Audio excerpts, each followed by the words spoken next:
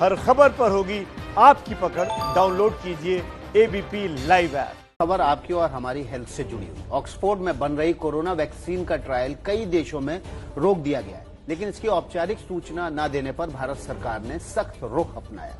Pharma company AstraZeneca की vaccine की भारत में टेस्टिंग चल रही है। कंपनी को सरकार ने कारण बताओ नोटिस जारी किया है।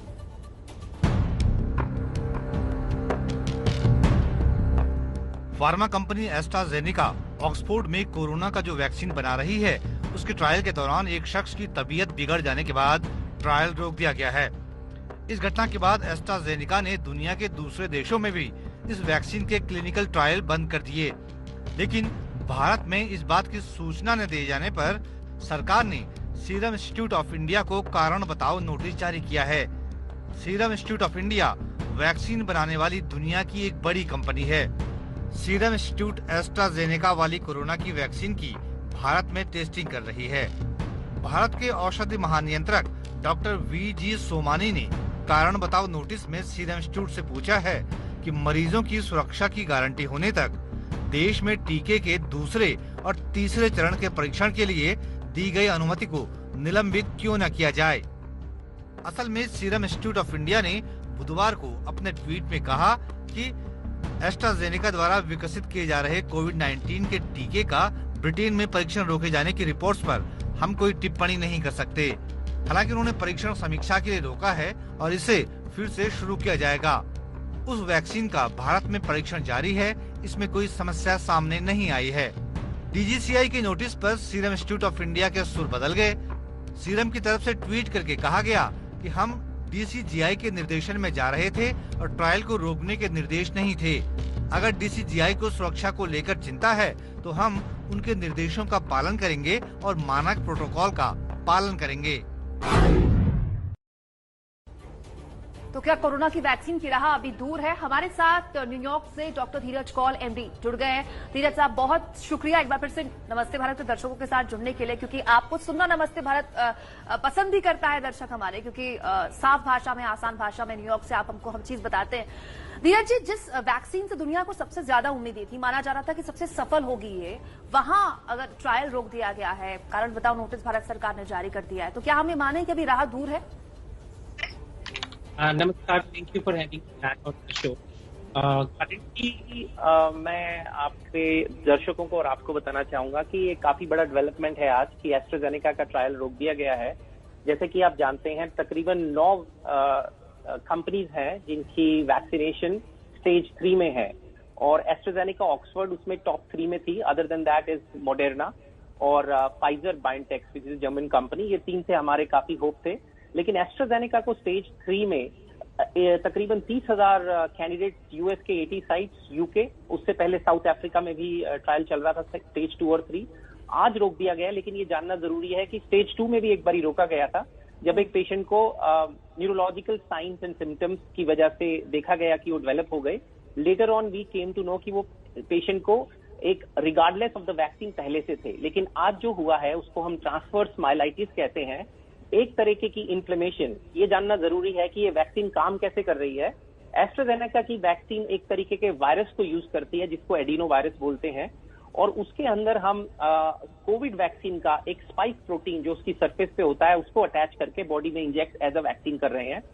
तो जिन पेशेंट्स को वैक्सीन मिल रही, कई पेशेंट्स को, और कईयों को प्लेसिबो मिल रहा है। उनमें से एक पेशेंट, एक वुमेन थी यूके में जिसको ये वैक्सीन मिली, उसके अंदर बॉडी के अंदर काफी तेज इंफ्लेमेटरी रिस्पॉन्स आया है जिसने उसकी नर्वस सिस्टम, स्पाइनल कॉर्ड को इफेक्ट किया है, और उसके अंदर science and symptoms of transverse myelitis आए हैं, जिसमें इंसान की जो स्पाइनल कॉर्ड है एक लेवल के नीचे काम करना बंद कर देती है। ब्लैडर, यूरिन को होल्ड नहीं कर सकते, फीसिस को होल्ड नहीं कर सकते, आप चल नहीं सकते, फील नहीं कर, काफी सीरियस कॉम्प्लिकेशन है। इसीलिए इनको अर्जेंटली होल्ड कर दिया गया। लेकिन ये जानना जरूरी है, इतनी बड़ी ट्रायल के अंदर एक आदमी का होना एक बहुत ही minute amount of slightly significant finding है, इसलिए इसको तुरंत काल से रोक दिया गया है और फर्दर सेफ्टी एंड सिक्योरिटी इनके जो मेजर्स होते हैं उसको रीअसेस कर रहे हैं एज ऑफ नाउ। डॉक्टर धीरज, एक जो कंसर्न सबसे ज्यादा इस वक्त है जब वैक्सीनेशन की बात होती है कि हर कंपनी अपने अपने लेवल पर वैक्सीनेशन पर रिसर्च कर रही है। Influenza season is around the corner. इस दौरान कितना बड़ा चैलेंज हो जाएगा उन कंपनीज के लिए जो कि वैक्सीनेशन को लेकर काम कर रही हैं, क्योंकि उसका रिएक्शन, कोविड का रिएक्शन ह्यूमन बॉडी पर कैसे होता है, ये बहुत बड़ा सवाल।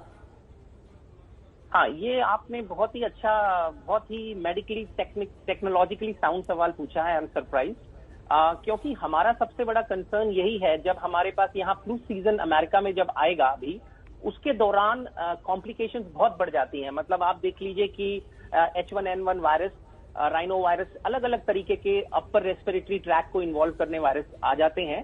साथ में उसके साथ एक बैक्टीरियल इन्फेक्शन भी हो सकता है और वायरस का भी हो सकता है। लेकिन इस टाइम कोविड एक पेंडेमिक है, हमारे लिए वो बहुत खतरनाक सिचुएशन हो सकती है अगर एक पेशेंट को दोनों वायरस एक साथ अटैक कर दें। इसीलिए यहाँ की एडमिनिस्ट्रेशन, व्हाइट हाउस, CDC, सब लोग कोशिश कर रहे हैं कि हमारे अक्टूबर तक हमें कुछ रिजल्ट, सितंबर एंड अक्टूबर तक हमें कुछ रिजल्ट मिले। और ऑलरेडी आपको ये जान के खुशी भी होगी और जानना भी चाहिए कि हम ऑलरेडी मिलियंस ऑफ डोसेज बना चुके हैं वैक्सीन की।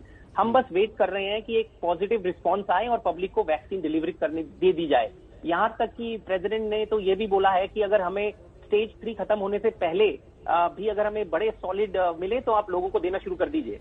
तो हम लोग मेंटली रेडी कर रहे हैं अपने आप को नवंबर दिसंबर में देने के लिए vaccine. So as of now AstraZeneca की वजह से थोड़ा सा सेटबैक हुआ है डेफिनेटली, लेकिन मुझे पूरा विश्वास है looking at the study data कि इसको दोबारा रीस्टार्ट करेंगे। इसको टेम्परेरीली होल्ड पे किया है। ये जानना भी जरूरी है, एक और वायरस है जो मैं आपके शो पे एक और कंपनी है, मैंने अप्रैल में भी बताया था, मोडेर्ना, उसकी भी स्टेज 3 ट्रायल 27 जुलाई को शुरू हो चुकी है। काफी अच्छे रिजल्ट्स आ रहे हैं।